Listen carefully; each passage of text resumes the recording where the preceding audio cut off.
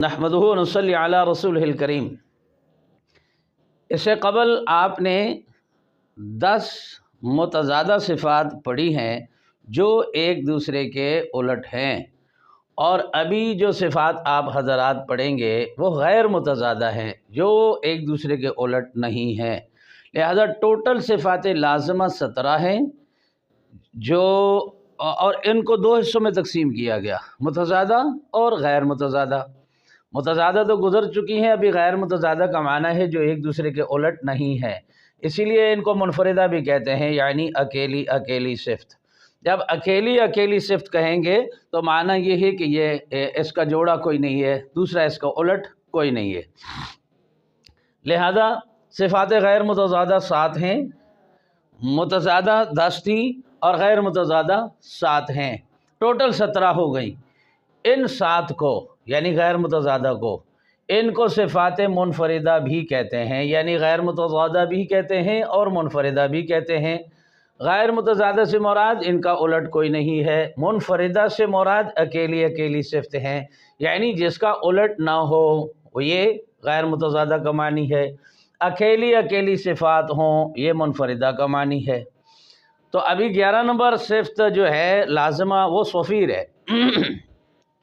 एक सीन के साथ सफ़ीर होता है, जैसे चीन का सफ़ीर, अफ़गानिस्तान का सफ़ीर, फ़लस्तीन का सफ़ीर, सऊदीया का सफ़ीर, वो किसी मुल्क का नुमाइंदा होता है, वो सीन के साथ है, और सौद के साथ जो है इसे हम सफ़ीर कहेंगे। सफ़ीर अरबी में सफ़ीर एक परिंदे को भी कहते हैं, और वो परिंदा जो सीटी वाली आवाज़ निकालता है, ये नीचे लिखा हुआ है।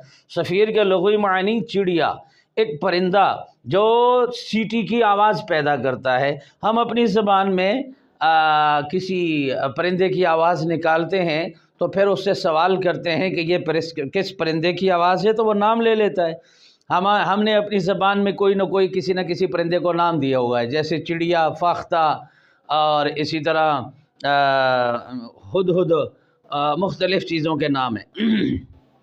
तो लिहाजा अरबी में जो सीटी की आवाज़ पैदा करने वाला परिंदा है, चिड़िया है, उसको सफ़ीर कहते हैं। लिहाजा इस सिफ़त का नाम सीटी की बिना पर कि ये तीनों हरूफ जो इस सिफ़त में से अदा हो रहे हैं ये सीटी की आवाज़ पैदा करते हैं, इसलिए इसकी सिफ़त को सफ़ीर कहा गया है। जिन हरूफ में ये सिफ़त पाई जाए इनको सफ़ीरिया कहते हैं।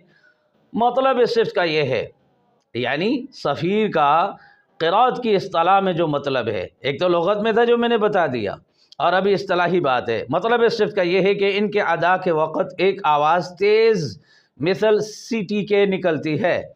ऐसे हरूफ 3 हैं, सौद, ज़ा और सीन।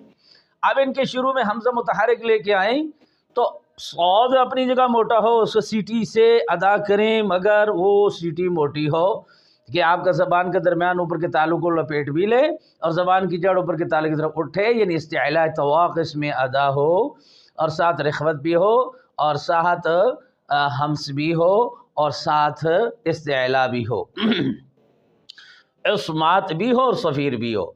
तो लिहाजा ये सारी बातें सौद ज़ा सीन में मौजूद होंगी, बल्कि सौद में मौजूद होंगी। जैसे औस, औस मिसाल के तौर पर वनादा अस्हाबुन नार, अस्हाबुल जन्नह, अलम तरा कैफ़ फ़अल रब्बुक बिअस्हाबिल फ़ील, बिअस्हा, तो इहदिनस सिरात।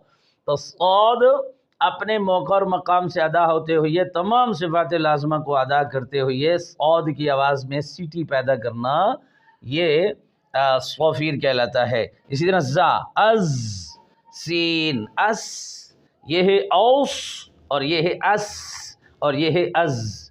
इनमें सिफ़त सफ़ीर की वजह से सीटी की आवाज़ पैदा हुई, इसलिए इन हरूफ को सफ़ीरिया कहते हैं। अभी इसके बाद 12 नंबर सिफ़त लाज़िमा क़लक़ला। क़लक़ला का मानी होता है हरकत देना, जुम्बश देना, یعنی اب آپ کو اگر ویڈیو میں نظر آ رہا ہے تو ایک چیز ہے، یہاں پر میں ہاتھ پر ہاتھ رکھ کر ایسے جام کر لیتا ہوں، تو اس کو جامد کہہ دیتے ہیں، یعنی یہ جم گیا ہے، یہ پکا ہو گیا ہے۔ اور اگر ہم اس کو ایسے کرتے ہیں تو یہ حرکت کر رہا ہے، یہ بار بار جیسے ہوادار گیند زمین پر لگاتے ہیں تو بار بار اٹھتا ہے جاتا ہے آزادی کے ساتھ، اس میں کوئی رکاوٹ نہیں ہے۔ لہذا یہ جو صفت قلقلہ ہے، یہ جو قطب و جد حروف قلقلہ ہیں، یہ اپنے مخرج میں حرکت کرتے ہیں، تو ان حرکت کرنے کو قلقلہ کہتے ہیں۔ ان 5 کے علاوہ کسی کو حرکت نہ دے، جن میں یہ صفت پائی جائے ان کو حروف قلقلہ کہتے ہیں۔ مطلب اس صفت کا یہ ہے کہ حالت سکون میں، یعنی یاد رکھیے حرکت میں نہیں، حالت سکون میں، یعنی آپ اگر یہ حرف درمیان میں ہو، مثال اقرأ، اقرأ، قاف ساکن ہے، اس پر جزم ہے۔ اسی طرح قبلی کا با پر جزم ہے، ساکن ہے۔ مجرمون جیم پر سکون ہے، ساکن ہے، جزم ہے۔ اور اسی طرح لقد ارسلنا، لقد ارسلنا دال پر سکون ہے، جزم ہے۔ تو یہ حالت سکون میں۔ پھر اسی طرح یہ وقف میں آ جائیں، جیسے فلق قاف پر ہوا قلقلہ، اور اسی طرح مشدد قلقلہ بھی ہے، وتب مشدد قلقلہ بھی ہے، فی الحج۔ اسی طرح با پر سکون کی حالت میں قلقلہ، مثال کے طور پر وقب، وقب دال پر قل هو اللہ احد اللہ الصمد لم یلد ولم یولد ولم یکن له کفوا احد۔ یہ تمام قلقلے حالت سکون میں ہیں۔ حرکت اگر ان حروف پر ہو تو قلقلہ نہیں ہوگا، ہاں آپ ان پر وقف کریں گے تو ظاہر ساکن کریں گے، سکون کی حالت میں ان پر قلقلہ ہوگا۔ مطلب اس صرف کا یہ ہے کہ حالت سکون میں ان کے ادا کے وقت مخرج کو حرکت ہو جاتی ہے۔ ایسے حروف 5 ہیں جن کا مجموعہ قطب و جد ہے۔ اب ان تمام کے شروع میں حمزہ متحرک لے گئے ہیں پریکٹس کے طور پر، اق، اق، اب، اج، اد، اور کوئی آدمی ہونٹ گول کر لیتے ہیں، اق، اب، اجو، ادو، ایسے نہیں کرنا، بلکہ یہ اشمام کی صورت بھی بن سکتی ہے اور پیش کی صورت بھی بن سکتی ہے۔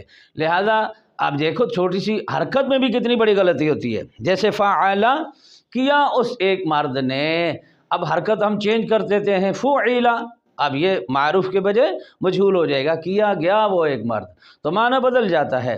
لہذا حرکات کو بھی اللہ تعالیٰ کی کلام میں بحفاظت ادا کرنا چاہیے اور پورا پورا، اور اسی طرح یہ جو چیزیں پڑھائی جا رہی ہیں ان کو بھی صحیح ادا کرنا ہے۔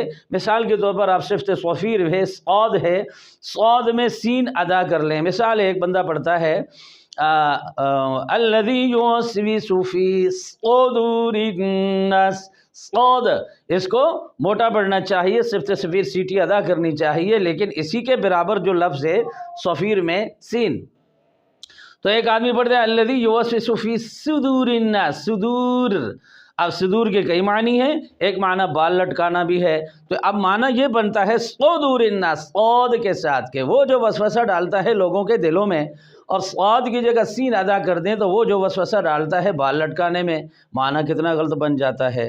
تو لہذا ایک ایک چیز کو بنا سنوار کے نکالنا ہے۔ اگر پڑھنا ہی ہے قرآن کو تو صحیح طور پر پڑھیں، نہیں پڑھنا تو وہ تو الگ مسئلہ ہے، لیکن اگر پڑھنا ہے تو پھر صحیح طریقے سے پڑھیں، میدان میں آئیں، انشاءاللہ ہم آپ کے ساتھ ہیں۔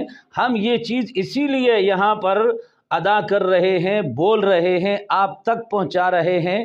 جیسا کہ میں نے گلہ کیا کہ عام اگر کوئی ویڈیو ہوتی تو وہ تو آپ حضرات 100 200 لاکھ تک جاتے ہیں، دیکھتے ہیں، لیکن خاص کر اللہ کے کلام کو سیکھنا اور یہ ساری باتیں غور سے سن کر اپنی ذات کی اصلاح کرنا، میں تو تمام وہ چیزیں بتا دیتا ہوں جو آپ مجھ پر سوال کریں تو میں جواب انہی میں دے دیتا ہوں۔ اگر آپ انہی کے مطابق اپنے آپ کو 50 60 70% بھی اپنی ذات کی اصلاح کریں تو یاد رکھ لینا آپ اگر امام ہیں تو باعزت ہیں، اگر آپ مؤذن ہیں تو باعزت ہیں، اگر آپ مدرس ہیں تو باعزت ہیں، اپنے علم میں کچھ نہ کچھ پختہ ہیں، لیکن اگر یہ چیزیں آپ کے پاس نہیں ہیں تو آپ دوسرے کی اصلاح کیسے زبانی رٹے لگوا کے کرو گے؟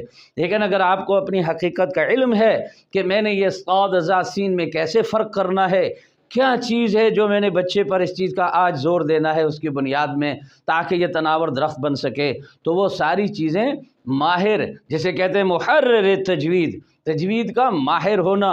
یہ دیکھو نا، تھانے میں ایک حوالدار ہوتا ہے، ہم اسے محرر کہتے ہیں، یعنی قانون دان، وہ سارے اس کے محتاج ہوتے ہیں، بھئی کیا دفعہ لگنا ہے، تو لہذا ایک مجود جو ہوتا ہے وہ محرر ہوتا ہے، محرر تجوید والمواقفی۔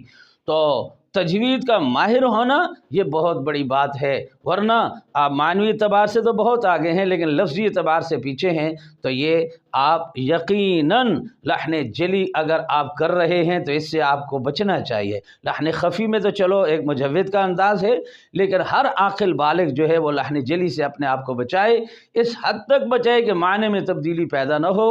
وہ والی بات یہ ہے کہ آپ صفات کو صحیح سمجھ کر یاد کریں گے، بولیں گے اور اس کے مطابق آپ پڑھیں گے۔ بار بار میری ویڈیوز میں جتنے اسباق ہیں انہیں سن کر پریکٹس کرو، انشاءاللہ اللہ تعالی آپ کی مدد فرمائے گا، کیونکہ آپ اللہ کے کلام کو صحیح کرنے کے لیے یہ چیزیں آپ سن رہے ہیں۔ تو جو اللہ کی کلام کو صحیح کرنے کے لیے محنت کرے گا اللہ تعالی اس کی مدد بھی کرے گا اور اللہ تعالی اسے عزت نصیب فرمائے گا۔ وما علینا الا البلاغ۔